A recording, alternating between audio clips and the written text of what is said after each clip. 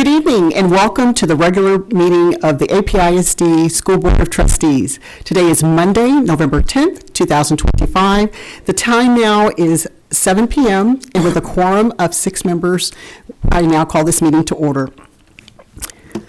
This evening, Mrs. Rodriguez will lead us in our pledges of allegiance and Mr. Rector will present the invocation. As we rise and before Ms. Rodriguez begins, we can go ahead and rise. It is with sincere condolences that we observe a moment of silence in honor of our departed and fellow school board trustee, Mr. Delfino Flores, Sr.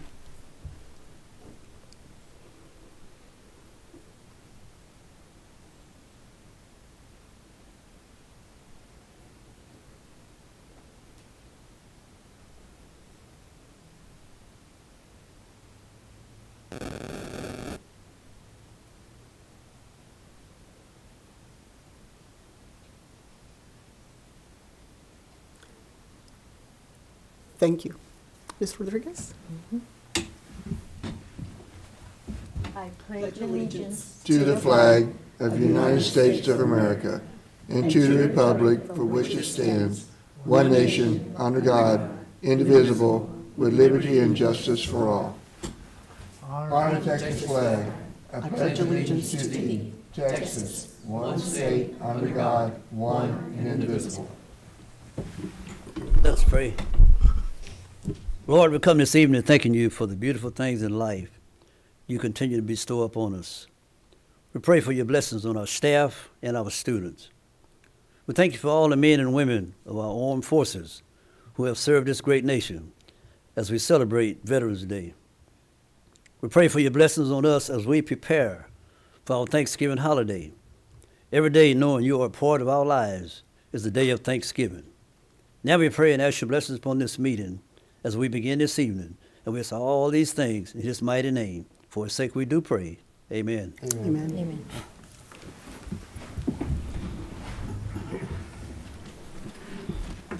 Thank you, Ms. Rodriguez, and thank you, Mr. Rector. We're now at the portion of our meeting for district recognitions. And so this is the time that we get to recognize our Panthers and Employees of the Month.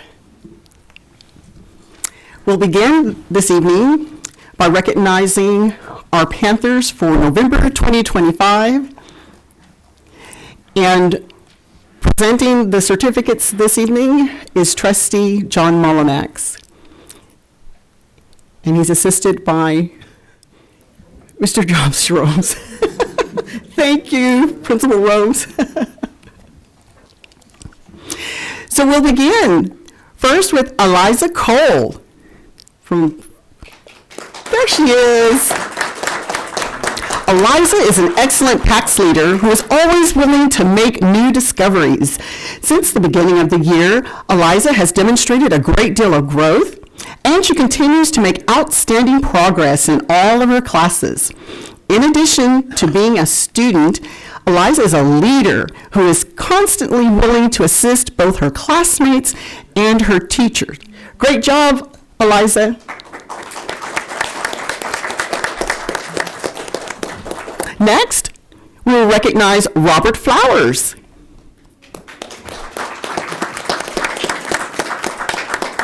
He is a 4th grader at Charlie Marshall Elementary. Robert is a very sweet young man and works very hard in all his subjects. You can also find him helping others who are having a hard time. He is very polite and has never said an unkind word about anyone. Congratulations, Robert.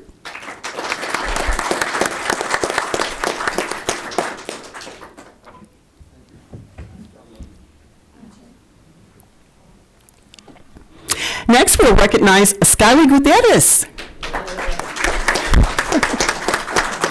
She is a 6th grader at AC Blunt Middle School. We are thrilled to recognize Skyly Gutierrez for her exceptional effort and positive attitude in the classroom. Since joining our school, Skyly has adjusted so well, showing resilience and determination every step of the way. Her respectful demeanor and kindness towards others make her a joy to have in class. Keep up the amazing work, Skyly.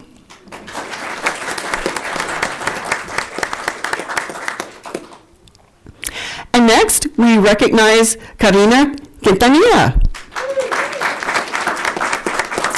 She is a senior at APHS and has one of the best attitudes of any Panther. She is one of the most encouraging people at the high school and can often be heard telling staff and students what they need to hear to work out a problem. Karina can be found on Friday nights cheering for the Panther football, volleyball, and basketball teams, and she also serves as the head cheerleader. She has a spirit and heart that is contagious and makes people want to be around her, and that is why Karina Quintanilla is APHS's November Panther of the Month. Congratulations.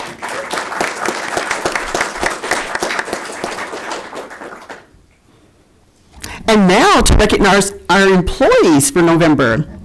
First we have Stephanie Hunter.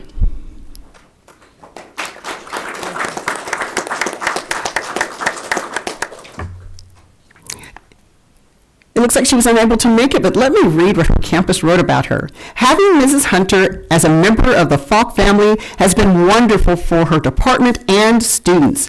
She not only goes above and beyond in what she does, but she does it willingly with a loving heart and a compassionate hand. She has gone above and beyond her responsibilities. You are greatly appreciated, Mrs. Hunter, for providing each of our students with the love, attention, and commitment they so well deserve. Congratulations, Mrs. Hunter.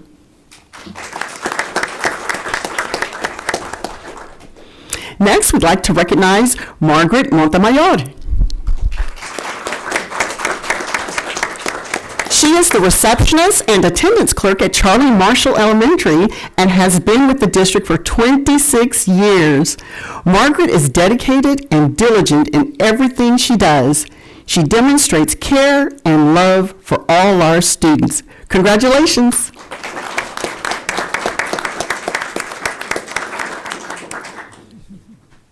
And now we'd like to recognize Jennifer Hackfeld.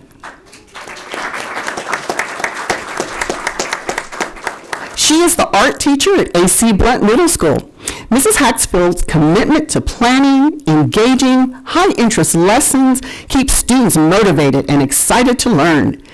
Known for her dependability and keen attention to detail, Mrs. Hackfeld consistently ensures that every aspect of their work reflects excellence and care.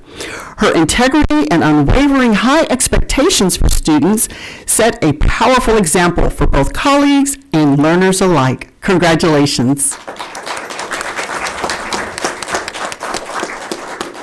And now we recognize Cynthia Brown. She was unable to make it? Okay. But Mrs. Brown is a science teacher and has taught at APHS for 3 years. Mrs. Brown teaches the upper level earth science classes and does an amazing job at making her lessons real for her students. She always has a smile on her face and makes real connections with her students in order to build genuine relationships. Her attitude, her work ethic, and her love for her students are what makes Mrs. Brown APHS November Employee of the Month. Congratulations to her. And now we'd like to recognize Blaze Miller.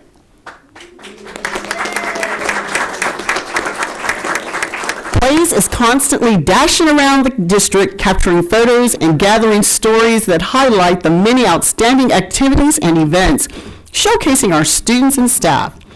Her dedication ensures our community stays informed and connected. In addition, Mrs. Miller has also taken on the role as co-safety coordinator, where she has been instrumental in keeping us compliant and our students and staff safe.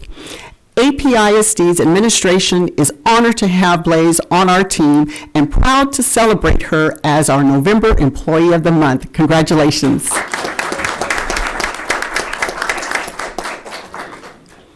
And now we'd like to recognize Leticia Ramos.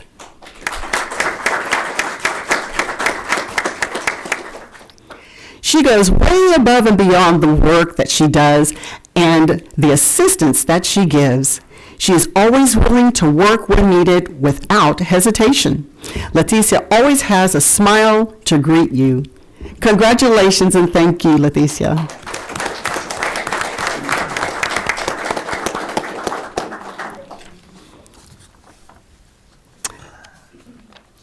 And that is all of our students of the month and employees of the month. Let's give them a great big Panther applause.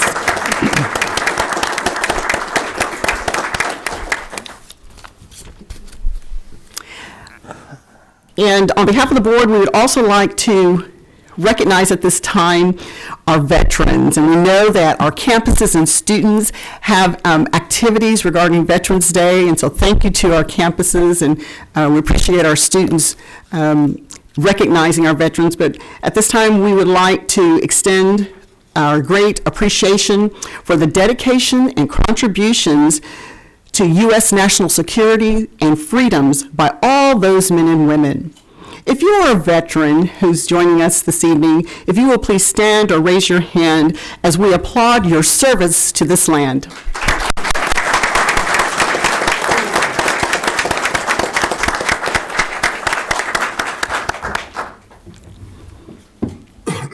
And to you Panthers, we are so excited to have you part of Panther Nation.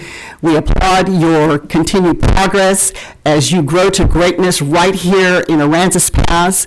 And thank you to all the staff for your dedication and continued work. And we just ask that you keep up the great work and keep making Panther Nation proud. So thank you again. We will take a little break and give you an opportunity. We know sometimes our families like to take pictures together in recognizing these awards, and then we will continue on. You're more than welcome to stay and for the rest of our meeting as long as you can. We recognize some of you may have to leave as it's a school night. Thank you.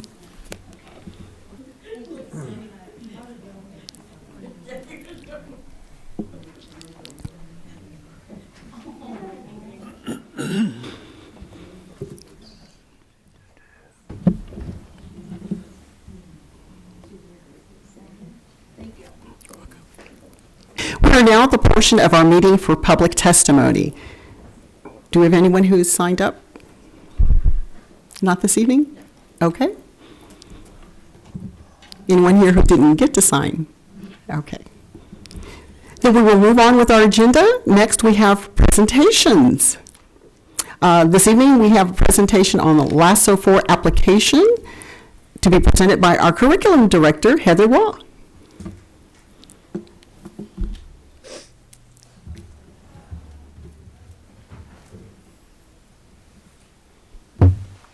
Good evening. Good evening.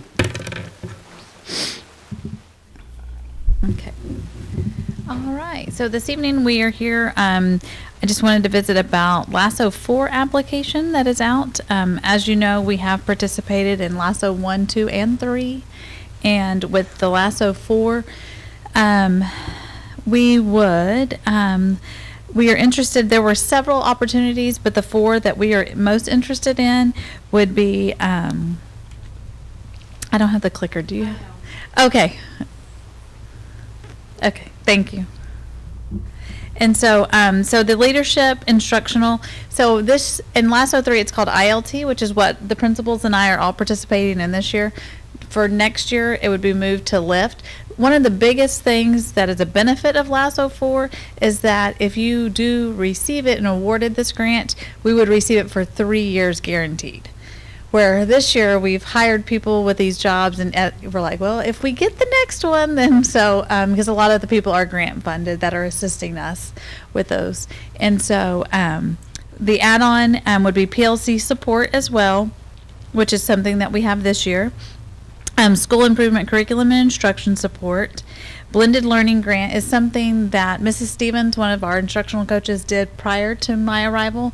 It was in one of the previous, and so she has showed interest. Some of the teachers have showed interest that participated in that with her. So there's only going to be, I believe, up to 50 school districts in Texas who will receive it, but it is something that she said that they did enjoy. And so she asked if we could do that one. And then the prep mentorship program is something that Mrs. Bennett and I have looked into, where no matter how many teachers you have at the beginning of their career, the district will receive, I believe it's $3,000, correct? $3,000 per, and so part of that goes to the stipend, part of it goes to training for the mentor and the mentee and things like that. And so that would be something new that the district would no longer have to take out. One of the biggest differences as well is the Amplify reading would move to the Bluebonnet reading. And so as you can see on the slide, I provided some details. So it is more star-based. And then the other thing about it, whenever Amplify first came out, they were very strict and you had to stick to exactly. We now have, the word has lost me. We are capable now of choosing if there's something in the Bluebonnet reading that as a district we do not agree with, we can use something from Amplify or another resource, like what used to be called TEKS Resource Systems, now TCMPC, and they only have it for K-5. So 6 through 8 would stay with Amplify, but this would be for K-5. And I know that Mrs. Banks at her campus is enjoying a lot of the Amplify, and some of the items they would still want to use. And I told her if it is approved tonight, that they would still get to use those and would use the Bluebonnet reading as a supplement. Whereas at Charlie Marshall, those teachers, when we visited with them during PLC, are looking forward to it because it's more TEK and STAR aligned. And then the Bluebonnet math we already have. And then, so it would give us more of the, we have already started seeing, because in one of our programs that we have, DMAC, it has some of the Bluebonnet exams, and we have compared them, and Mrs. Tran and I were just talking about this, compared the Amplify versus the Bluebonnet, and the rigor is just at the level that we need on the Bluebonnet to meet with STAR. And that is all I have about LASSO 4. It's all, the only thing that we would receive from LASSO 4 for this grant that we're not currently doing, we are doing a mentorship, but we're not receiving funds from the state. And so that would be different. And then we would go back to if we were approved for the blended learning. Other than that, it's everything we have started this year that we have really enjoyed in creating our leadership team and so on. Trustees, any questions or comments on the LASSO presentation?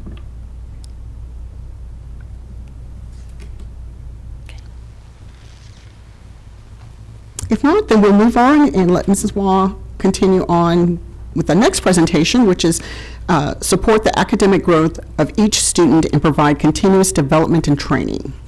Okay. And so, as you know, part of our scorecard, the principals and I have met with y'all, but we wanted the community to know the different things that we are doing as well. And so strengthening the core instruction has been important for us here, and that's where we have been implementing K through algebra and math, K-8 and reading for the HQIM. And high school is using it through TCMPC, so it's still TEK space. It's just not part of the grant, and so that's, I don't want you to think they're not doing something they're supposed to. We are conducting weekly instructional walks where we are focused on the fundamental 5 strategies in lesson alignment to the TEKs, and so it's just common now.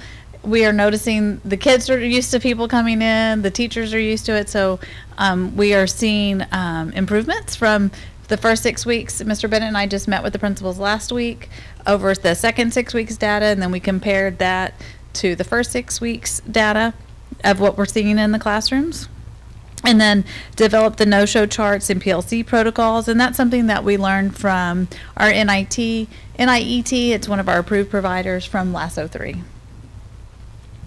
Next slide. The data-driven decision making.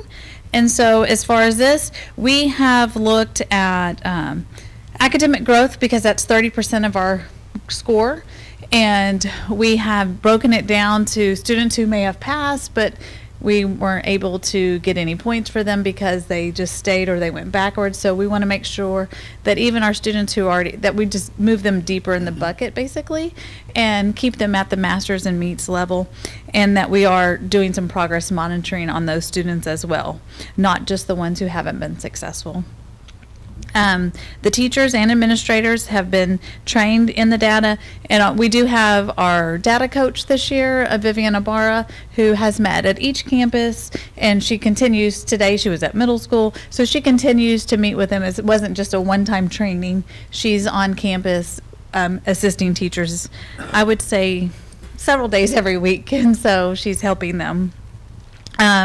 We have created some data walls. Some are digital, some are physical, so that the teachers and the administrators can physically see where the students are moving. We are focusing on our intervention and acceleration. For sure, the third 6 weeks, this is definitely something Mrs. Ibarra and I have as our main focus, just in our office, as far as that goes, in helping with a lot of the intervention time. We are using IXL, which is an online platform, and just making sure that we are running the reports and helping assist the teachers or see where we're seeing gaps and celebrate the successes, and then the ones that we still need to move, we're trying to figure out, okay, how are we going to get them there? What's the change that needs to take place? And then professional learning and capacity building.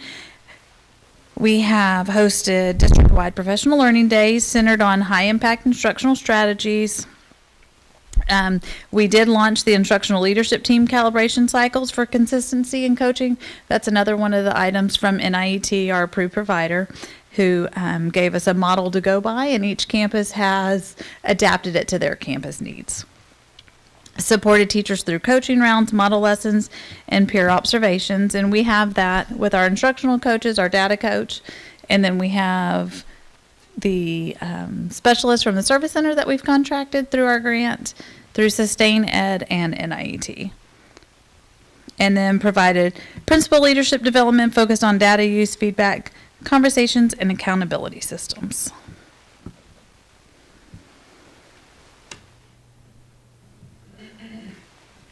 Trustees, any questions or comments? I guess one question, we understand all the things we're doing in the classroom and all the things we're implementing to improve the test scores and to see what the students at what level they're at and where we're going to get them to. When can we expect to see some data that's actually been accomplished? Is that going to be after Christmas sometime? Or? We will have some after Christmas, yes, sir. So we have completed at the high school and at AC Blunt, we've completed interim testing. And then Charlie Marshall is actually doing theirs this week. And then at FOC, they will do their middle of the year testing in January. So with the littles, we usually don't do theirs till January.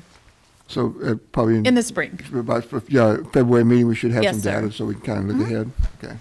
I have it on my board calendar, but I can double check the time. All right. Thank you. Any other trustee comments? Mrs. Hill? No? Okay. All right. And my last presentation is we are having to file for an ESL bilingual waiver this year, and Chris Johnson is assisting with that this year. We are at 9.03 of our population. That is actually down 0.5 from last year. On each campus, this is the staff and how many we have that are bilingual certified or ESL certified.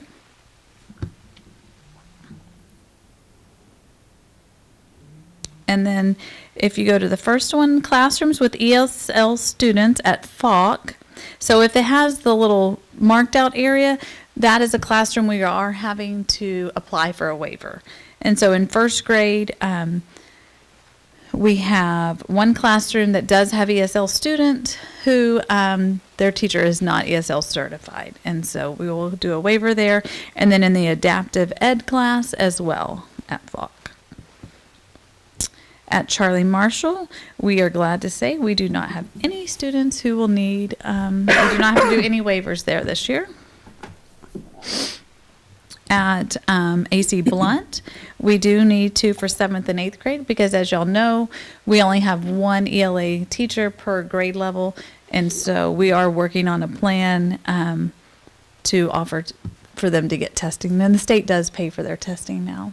Okay. And at the high school, we only have one classroom, and that's 12th grade. And I know she has already, she's one of our new employees this year, and she has already attended a pre-training to assist her in taking the test. I don't know the date of her test, but I know she is already in the works of working on that. And then we did offer, this year we offered, before school started last year, we didn't do it till December, but we did offer the mandatory training from the service center for all of our teachers for ESL, and then we have provided these other trainings for them. And obviously our goal is for all of our ELAR teachers to become ESL or bilingual certified.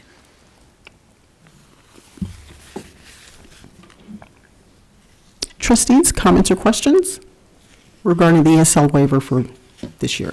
Now, I know in a number of years past, and David and Terry probably remember this, but at one time we had like the Education Service Center came over, and at the district office is when it was over, it's been a number of years back, it was over by the Catholic Church over there, where that old May Allen School, and they actually provided, some classes for our teachers, and our teachers, went over there and we had like, about 15 or 20 teachers get ESL certified in the district by having them come provide it on, after, it was after school, and it's like, an hour and a half or so that they'd meet in the district, the district office, and I don't know if they still provide that or not, or it costs money or. I believe it does cost money, and so that would be something I would have to see the interest and then finding the budget for it as well, for the training part of it. So the state does not provide us with, we do get provided a percentage, but a lot of that money does go towards the students.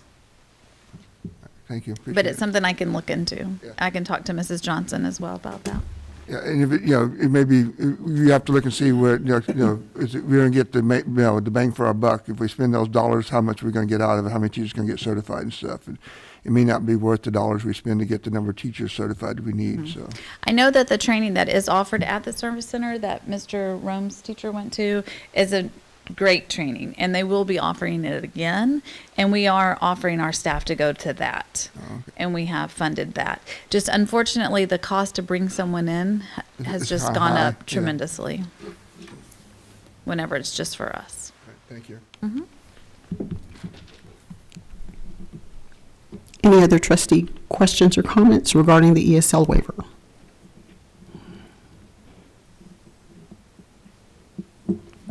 Well, thank you for updating us on all three of these items. We appreciate your presentations tonight. Thank you. And the work that you and your team are doing and collaborating with the campus principals and other directors and leaders. Thank you so much. Thank you.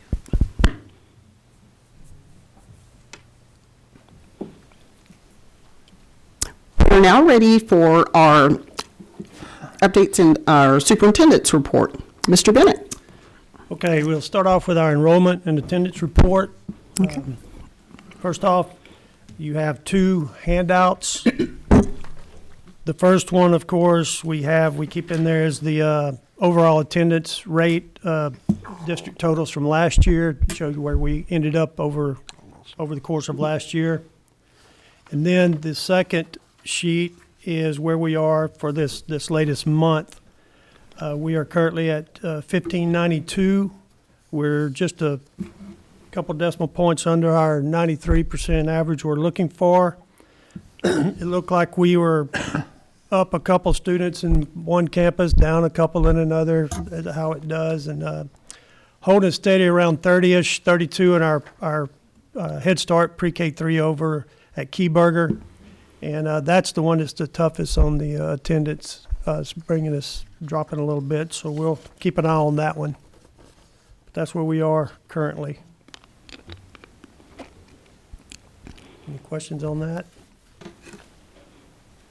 Could we get like our budgeted attendance added to that sheet so we can kind of have a better looking and see what we budgeted for and what our actual attendance to ADA is? So I don't have to remember all the time.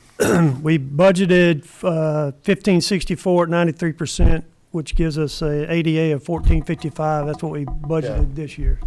It'd just be nice for the percentage-wise, Put we it on there. budgeted for 93%. That's what we budgeted for, and for kind of 92, 93%, Right. that type of stuff, so we have a better idea what our budget's going to come in at towards the end of the year. Thank you. Any other enrollment questions?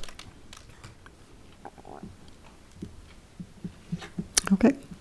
Okay, and then next we have our events, upcoming events. It's this time of year, you can see November's pretty full. Tomorrow morning, there's a Veterans Day Parade here at Charlie Marshall, 8 a.m. That's on for then. Then we have our Thanksgiving lunches coming up, and they've all got their procedures and processes for that. They're on the different days. There's a lot coming up. It's holiday time of year, a lot of things going on. So welcome to come to what you can, any of those.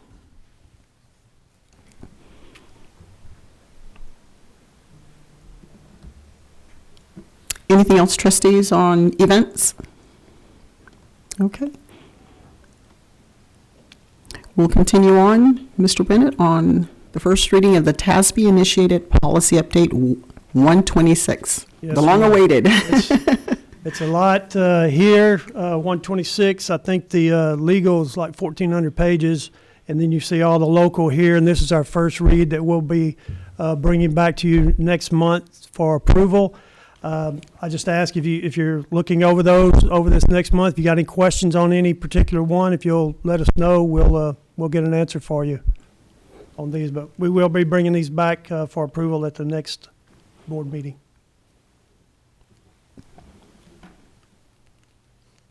Trustees, any comments or questions? Again, it is a lot. There was a lot of work done during the legislative sessions that impacted public education. And so these are all of our local Yeah, no, Ms. Bennett, policies. I know sometimes I've seen it before where they have TASB sends us the changes like that. It doesn't have, it has the changes highlighted something in there in blue or something like that, different colors, so that you don't have to read the whole policy. You just go through and skim through and just kind of pick out the things that have changed in that policy to kind of give us more time to read through them. So I don't know if they provide that service still or not, or whether that happens or not, but. I can email it to you. Hmm? I can email it to you.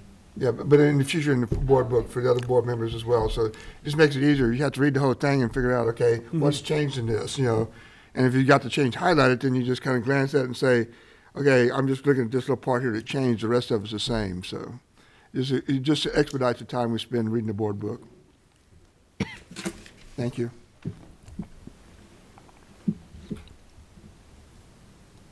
Anything else on the first reading, trustees? And thank you in advance, trustees, for going through these local policies in preparation of consideration of future action at our next meeting.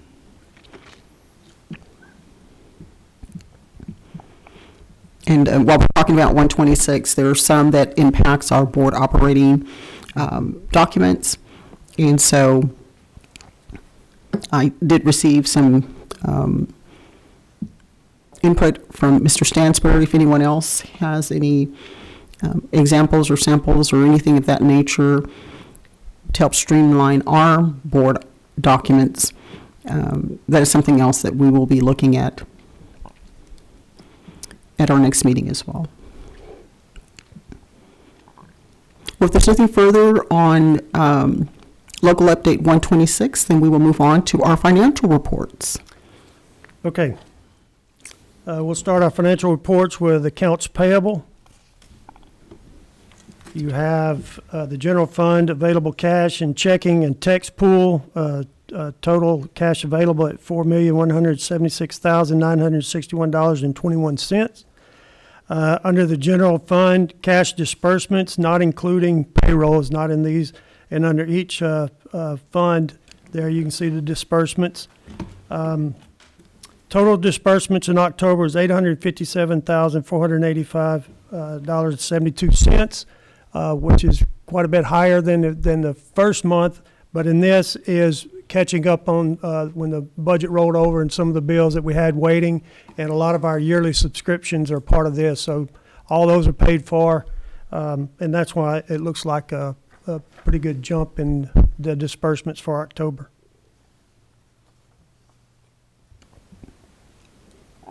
Questions on that?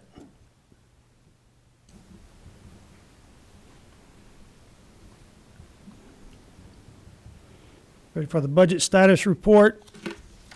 Under the general fund, local maintenance. Again, we are only showing the delinquent. It's coming back up eventually. Is coming up. Yes, he got it.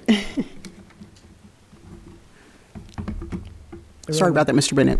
Please continue. All right. Budget status report, again, under the total current for this year, we're only showing the delinquent amounts that we brought in, $71,722.80. The new report for the taxes that we brought in is not in yet. So that's the report we have on that, which is 17.5% realized of what we should be getting. Expenditures, our budget for this year was $20,299,569.74. We have a total expended and encumbered and accrued amount of $3,862,905.23, or around 19% of our total budget. So we have a remaining balance of $16,436,664.51. That's the balance to date.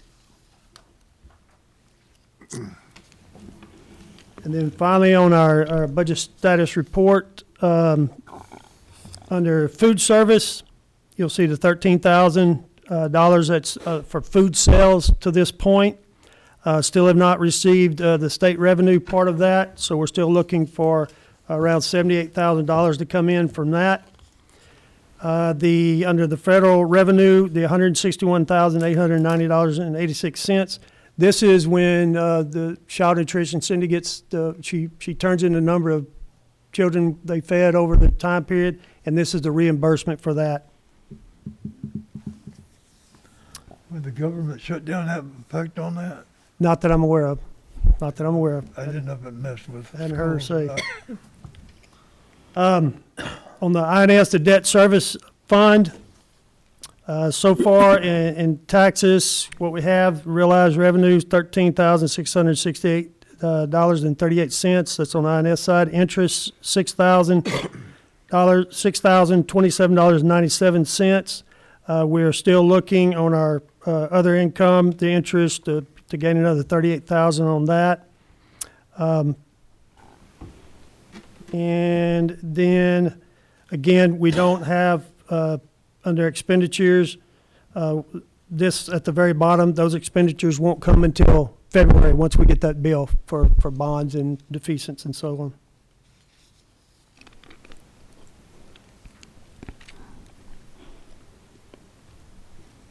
And I think the next item is the tax collections.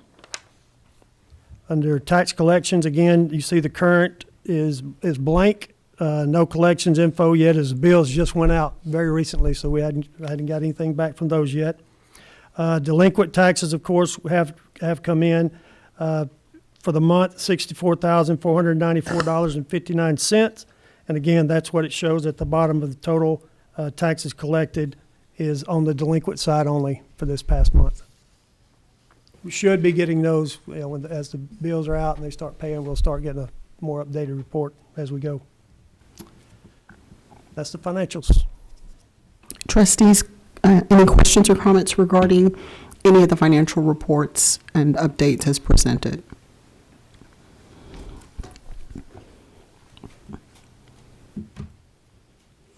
If not, we will move into our board updates.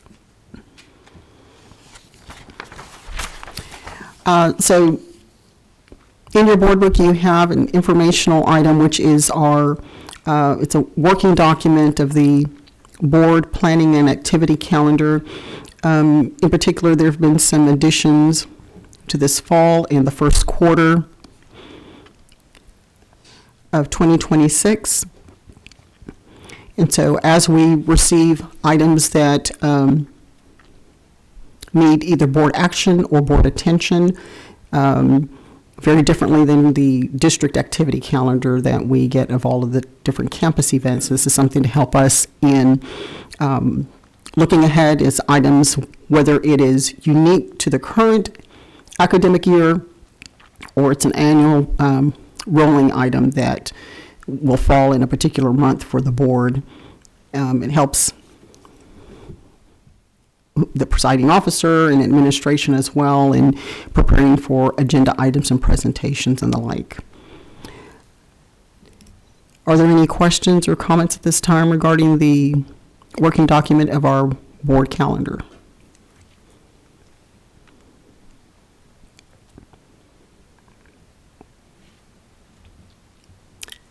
If not, then also at this time, if anyone would like to submit a topic for future meetings.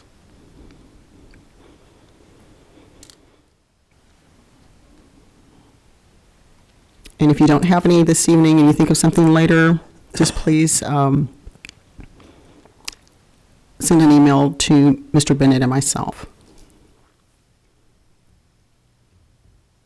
Next item is the consent agenda. And these are items that are routine or reoccurring in nature that we can vote on in one action, or if there's an item on the consent agenda that any trustee would like to pull for further discussion.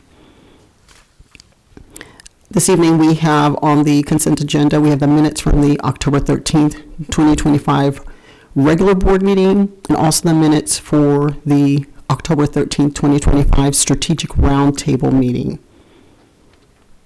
Any trustee wish to pull either item?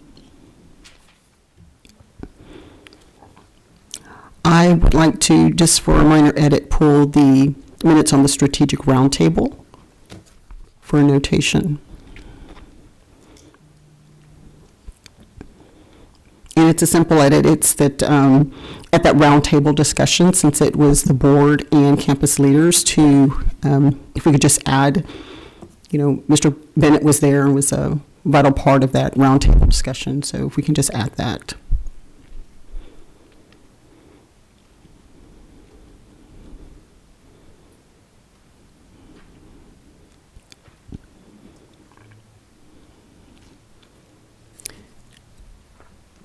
If there's nothing further, do we have a motion to approve the consent agenda items of the minutes from the October 13th, 2025 regular board meeting as presented, and the amended minutes of the October 13th, 2025 strategic roundtable meeting?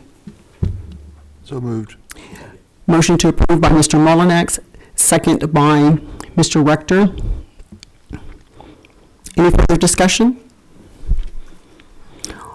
All in favor, to ensure that we properly record that each trustee had a vote, if you will please signify by saying aye and raising your hand.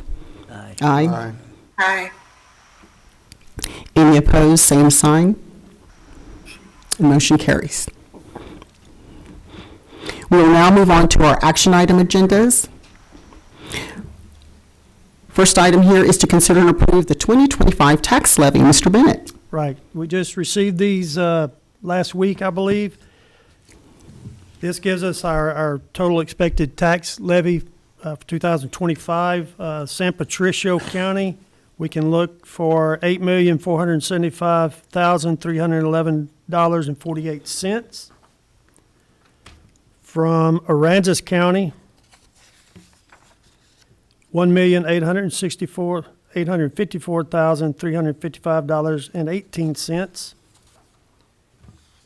And then from Nueces, $184,653.29 from Nueces. For our total from all three counties, the expected tax levy is $10,514,319.95.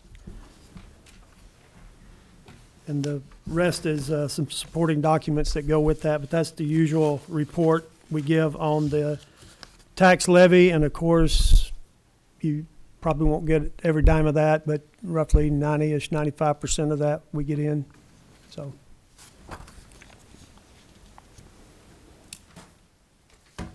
Trustees, any questions or comments regarding the 2025 tax levy?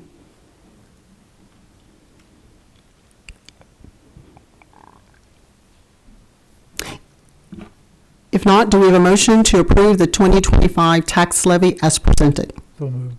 With a motion to approve by Mr. Stansbury, do we have a second? Sec- Second by Mr. Mullinex. Any further discussion? I have a question. Yes, Mrs. Hill? Because of the recent election, will this actually change with the retroactive application for the homestead adjustment from the 100,000 From to the 140,000? I know we just voted on some of that, and I thought that they were going to be retroactively applied, so I was just curious if we expect this to actually change. I'll have to check on that and bring it back to you. Okay, that's perfect. That was pretty recent, with the election just happening last week. Yeah, you guys already had this all together before we even knew what was happening. I believe for budgetary purposes, we went the conservative route, Did. anticipating that people would want to save money. Same thing happened 2 years ago. I just remember with the last freeze or cap, we had that issue when it actually came down to the numbers, and we had to rework some things because we didn't get as much as we budgeted for. Right, there was some number issues of what we were actually presented from the county. From the county, that yeah. affected, but Ms. Butler is right, we did account for the $140,000 tax exemption when we set the budget. Perfect. Good to double check, make sure we're all on the same page. Yep. Any other questions or comments regarding the 2025 tax levy? We have a motion and second on the floor to approve the 2025 tax levy. So move. Oh, I'm sorry. I was just repeating that it's already been motioned by Mr. Stansbury, second by Mr. Mullinex. If there's no further discussion, all in favor to approve the 2025 tax levy, please signify by saying aye and raising your hand. Aye. Aye. Any opposed, same sign. And the motion carries. Next item, consider and approve authorizing administration to issue a request for proposals for internet services. Our presenter is our Director of Technology, Jason Brew. Let's turn it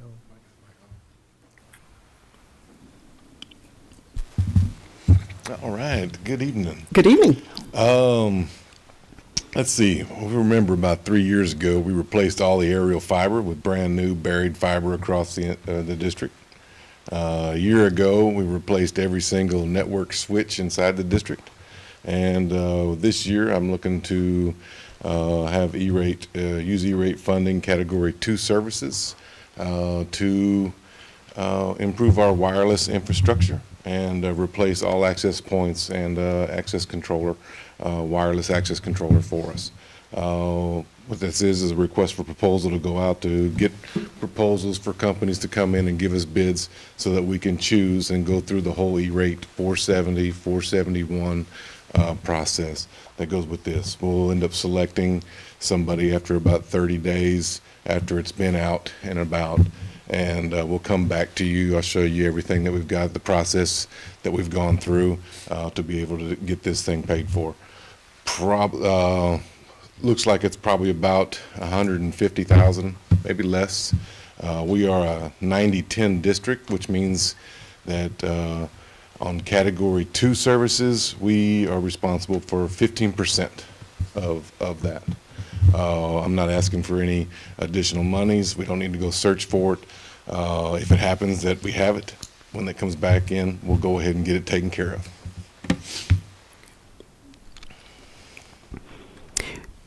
Trustees, you have the requested RFP before you. Are there any questions, comments?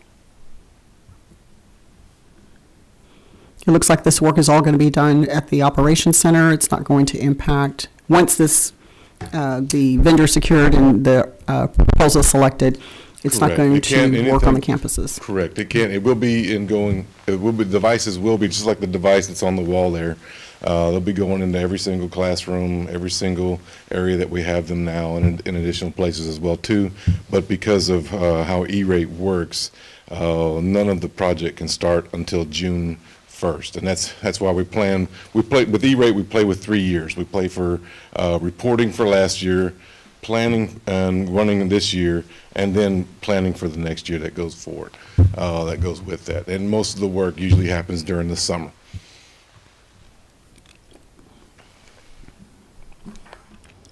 Anything, trustees, for Mr. Brew? Thank you, Mr. Brew. Thank y'all. Do we have a motion to approve? Do we have a motion authorizing administration to issue a request for proposals for internet services? So moved. Motion to approve by Mr. Stansbury. Do we have a second? Second. Second by Mr. Mullinex. Any further discussion?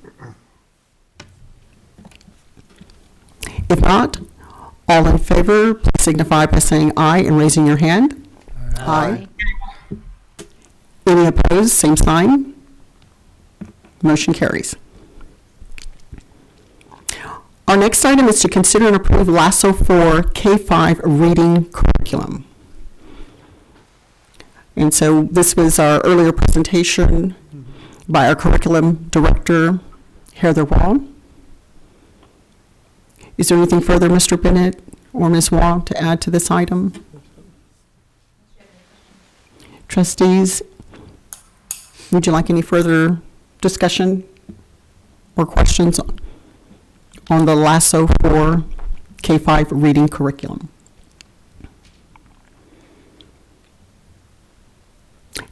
If not, do we have a motion to approve the LASSO 4 K-5 reading curriculum as presented? So moved. Motion to approve by Mr. Rector. Do we have a second? Second. Second by Mrs. Hill. Any further discussion? If not, all in favor, please signify by saying aye and raising your hand. Aye. Aye. Opposed, same sign. Motion carries. Next item is to consider and approve the resolution relating to establishing the Aransas Pass Independent School District intention to reimburse itself for the prior lawful expenditure of funds in furtherance of renovation, improving and equipping school facilities from the proceeds of one or more series of tax-exempt obligations to be issued by the district for authorized purposes, authorizing other matters incident and related thereto, and providing an effective date. Mr. Bennett will lead us in this, and of course, this is an item that went through legal, so it's worded the way it needs to be worded. It is worded the way we did get it from legal. Basically, if we were to move forward, doesn't tie us to anything in particular, but if we were to move forward in any of the renovation plans that we've talked about or will talk about in coming weeks or months, that we go ahead and could get started on them, and this resolution will allow us to, like it says, lawfully reimburse ourselves for any expenses we incur up front. But we are not tied. If we don't ever use it, don't ever do anything with it, we don't, but it's there for us if we wanted to start planning and talking about some renovation ideas. And Trustees, do you have any questions or comments at this time?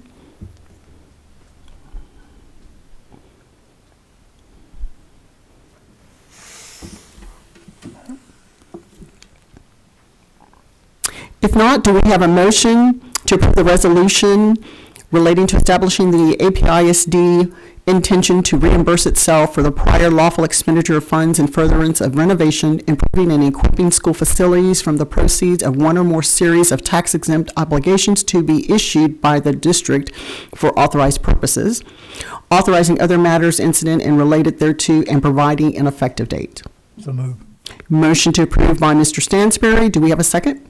Second. Second by Mr. Mullinex to approve. Any further discussion? If not, all in favor, please signify by saying aye and raising your hand. Aye. Aye. Opposed, same sign. Motion carries.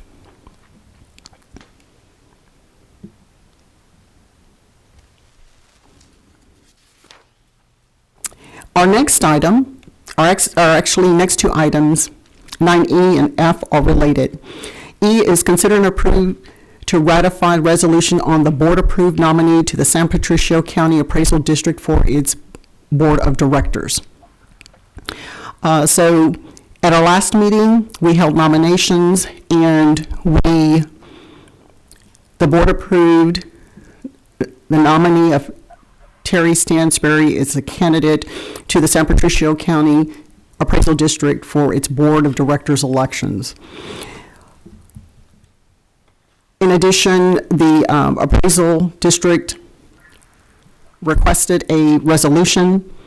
We went ahead for the intention of submitting that candidate, Terry Stansberry. We prepared the resolution, and so this is just to ratify that resolution. It's not changing the candidacy or anything of that nature. Are there any questions, comments?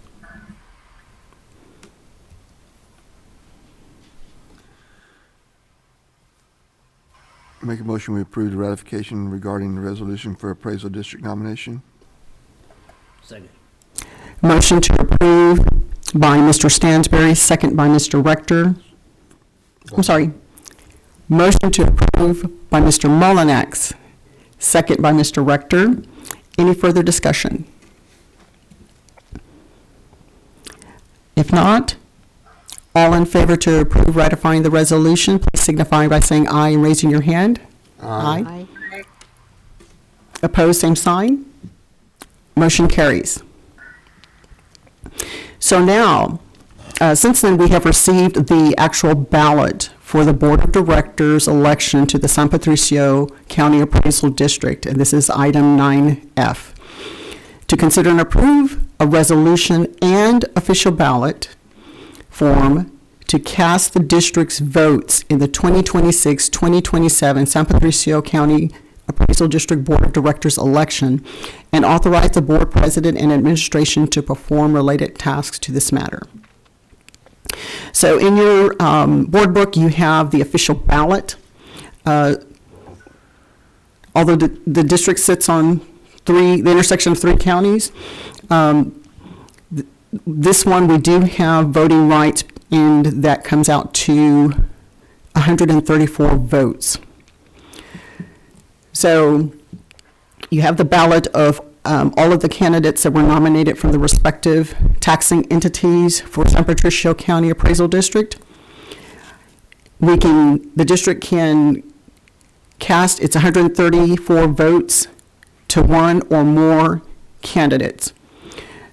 So you have a sample APISD resolution to cast all votes for one candidate, and then there's a second resolution example, or excuse me, a second resolution if the board so chooses to divvy up its 134 votes to multiple candidates.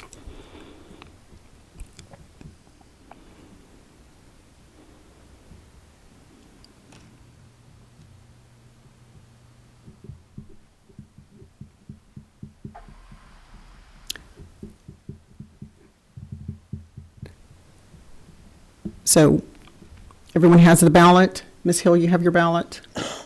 Ballot form where you can see the candidate names.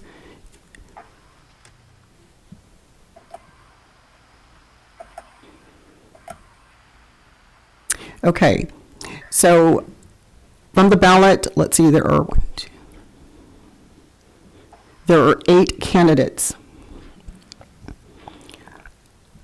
Again, these were submitted by the various taxing entities for the county.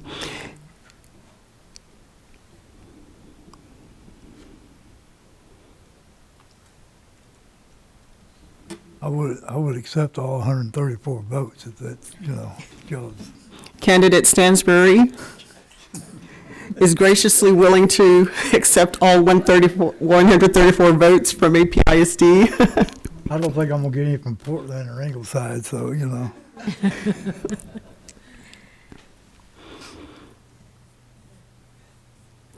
So, are there any other candidates that a trustee would like to cast a vote or any number of votes from the district's 134 eligible votes? I make a motion, we approve all 134 votes for candidate Terry Stansbury. So a motion by Mr. Mullinex to cast all of the district's total 134 votes to candidate, or for candidate Terry Stansbury, who's nominated by APISD and also by the City of Aransas Pass. Second by Mr. Rector. Any further discussion? If not, all in favor signify by saying aye and raising your hand. Aye. Aye. Any opposed, same sign. I'll abstain. Let the record show that Terry Stansbury abstained from this election and from this board action. There's still sufficient trustee votes to pass the motion. The motion carries.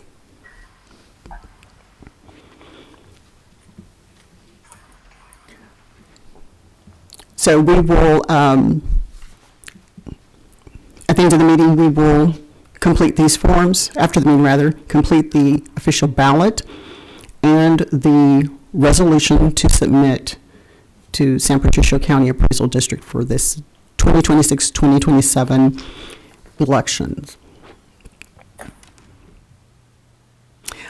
Next item, consider and approve the out-of-state overnight trip request from the APHS band. Mr. Bennett.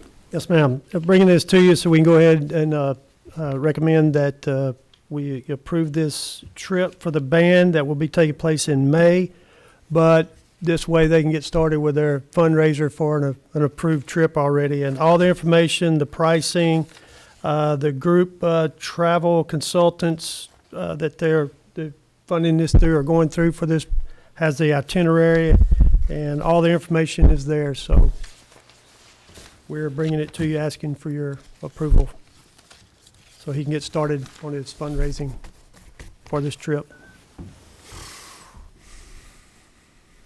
Trustees, any questions or comments?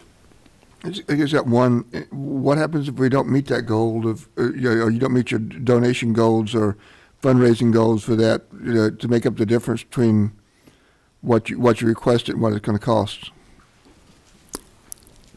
So we have our band director, Mr. Snyder, here tonight. Thank you. Is that on? Okay. The students and parents are when they are signing up are responsible for the difference and the difference in fundraising versus that. Plus, the boosters are opting to also offering to donate a portion to the trip, to the travel expenses. So it's the fundraisers plus student and parent payments plus that. So the difference from fundraisers and the donation from the boosters will be the parent and student's responsibility. They're signed up on that agreement. So everything else fundraised is kind of a bonus towards their budget. Okay, thank you.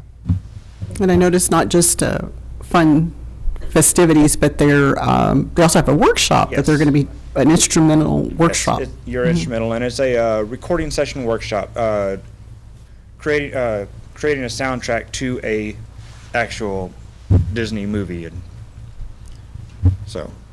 Oh. we'll get a copy of that. They can see and have, and that they played on and put with the actual movie. Okay. Trustees, any other comments or questions? Thank you, sir. Do we have a motion to approve the out-of-state overnight trip request for our high school band as presented? Motion to approve by Mr. Rector. Do we have a second? Second by Mr. Stansberry to approve. Any further discussion? If not, all in favor, by signify by saying aye and raising your hand. Aye. Aye. Any opposed, same sign. Motion carries. We're now at the portion of our meeting to convene an executive session as authorized by the Texas Open Meetings Act, Texas Government Code 551.001 concerning any and all purposes permitted by the act. Section 551.074, discussion of personnel, new hires, chief financial officer, discussion of attorney consultation of official duties, discussion of superintendent position hiring process, Section 551.072, real property. Section 551.071, consultation with attorney. Section 551.076, security devices. And 551.089, deliberation regarding security devices. The time now is 8:07 p.m. Our open session is closed and we will convene in executive session.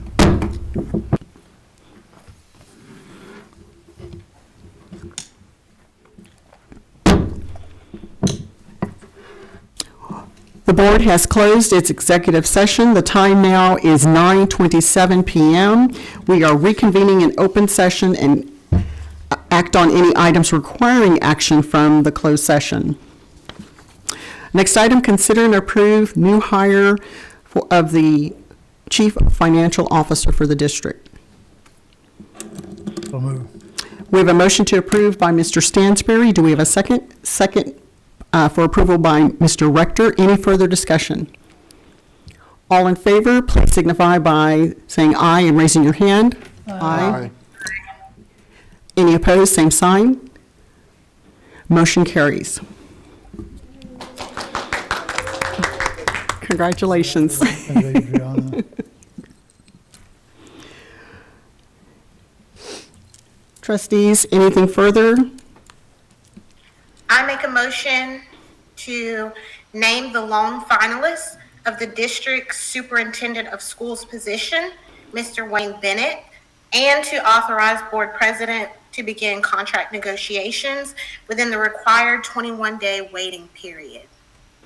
We have a motion Second. by Mrs. Hill, second by Mr. Stansberry, to name the district's lone finalist of superintendent of schools as Wayne Bennett, and to authorize the board president to enter into contract terms and conditions during the mandatory 21-day waiting period. Order, please. Order, please. We have a motion and second on the floor. Any further discussion? If not, all in favor, please signify by saying aye and raising your hand. Aye. Aye. Any opposed, same sign. The motion carries.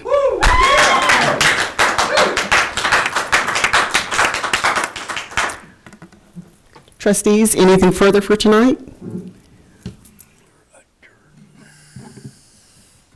Mr. Bennett? Just thank you for your trust and support, and we're going to make some good things happen in the AP.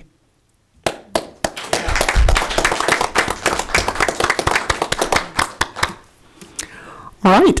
If there is nothing further for this evening, trustees, the time now is 9:30. We are now adjourned.